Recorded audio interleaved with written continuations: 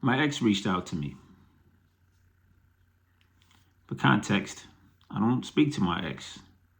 We don't have a good or bad relationship. We don't have a relationship. We don't communicate. I don't communicate with anybody that would communicate with her. And as far as I know, it's the same way the other way around. But she reached out. First, she made a comment in one of my posts that said something to the effect of, this is me. This is the person that's being discussed in a number of these videos. And he has his own version of the stories, and so do I. But let him cook.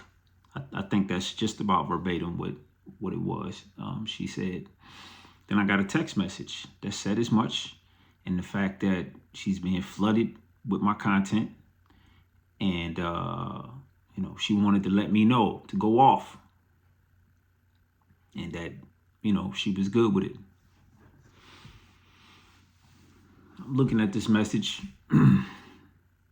Cannot figure out for the life of me why she would send me this message. What the story would be to her that would make this a good idea. Then I got it.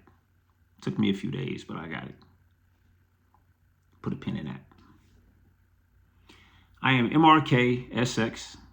I am the host, and thank you for coming by to watch or listen to Confessions of a Failed Family Man. That failed family man is me. If you are listening and there's a way that you can subscribe, please do so. If you are watching, please subscribe, like, share, comment, do all of the things that people do in order to help the algorithm be a great algorithm for me. Now, back to it. My parents broke up when I was a baby, basically 1 or 2 years old. I don't remember them ever being affectionate to each other at all. By the time I had memories, my father had already had a new wife who's a wonderful woman, and was off and running with a new family, making his own family. My mother was off and running to being a single mom and doing things that single moms do. And my father was doing the things that family men do. I wasn't really around my father much when I was growing up, but enough to know him and, know his children, whom I love very much. Heard a lot of stories on both sides about different things that happened here and there, but it was what it was, okay? No need to really go in deep with that. But there were definitely some pink elephants in the room after I got to be an adult. Because after I went in the military, every time I would come home from leave, I would make sure to go spend time with my father and my brother and my sister and my stepmother every time, without fail. This one time, man, I had to be I'm 23 years old probably.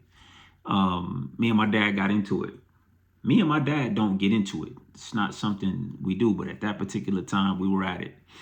I think he was really concerned about whatever my understanding about him was growing up. And he really wanted to get the message through me back to my mom and whoever else was, might have been saying negative things about him, that he also had a side to the story. So something dumb happened over some soap powder or something. He and I think it was over tissue actually. He and I get into a dumb shout match. And at this particular time, my homie D is visiting me, my lifelong friend. What up, D? He's visiting me and he's outside. No, he's in the basement. He's listening to this. And I come back downstairs and he say, man, let's go outside. So I go outside. I'm venting. I'm going off, man. I can't stand this. Da, da, da, da. And D lost his father. D has a twin. And they lost their father when they were children. Like, I think single-digit children. Like, they were really, really young. I don't know the circumstances of his passing. And also, RIP to their mother, whom passed away recently. I did know her. She was a wonderful person. D listened to me. He was listening to me. When I got done getting it all out, he said, yeah, man, but that's Pops, man. And I know what he meant. He said, man, I wish I had a dad, man. He said, man, y'all should just talk it over, I mean, man, you only have one father. Man, this don't really sound that deep. And on that day, I was introduced to accountability. Man, I've been struggling with accountability ever since. But before I continue, I did wind up calling my father on the phone, and I told him, listen, I want a father, and I hope you want a son, because I really want a father. And at that moment, we began a decades-long journey of healing our relationship. And I'm happy to report that our relationship is stronger than ever. I love my father dearly. All is forgiven. And I hope it is on the other side. Which brings me back here to my ex. I was wondering why she reached out to me. Now I looked at the post again, the one that made her comment and the one that made her send me a message. Out of all my posts, this is the one where I quoted her. And I had an opinion about something she did. That little victim narrative creeped in there. You know, if you're not careful, it'll slip in. I threw her some straight shots, you know what I'm saying? And I understood then why she reached out, because I thought I was practicing accountability, but it was very poorly done. You see, what other people have done in a situation is not important. What's important is that I was just as responsible for being in that situation as they were. It's not about what other people do. It's not about the fact that it go both ways. It's not about whatever I was offended by or whatever. It's about the actions that I did to lead me to that space, and now what I can learn from it. I don't need to subject that situation with some weird victim narrative.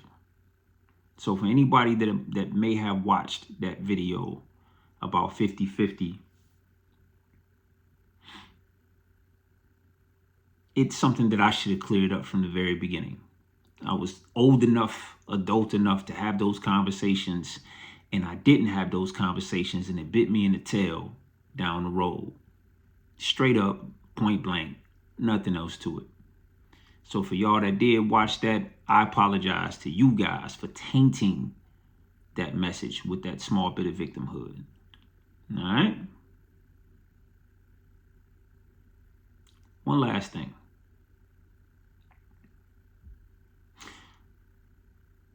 I thought I was healed.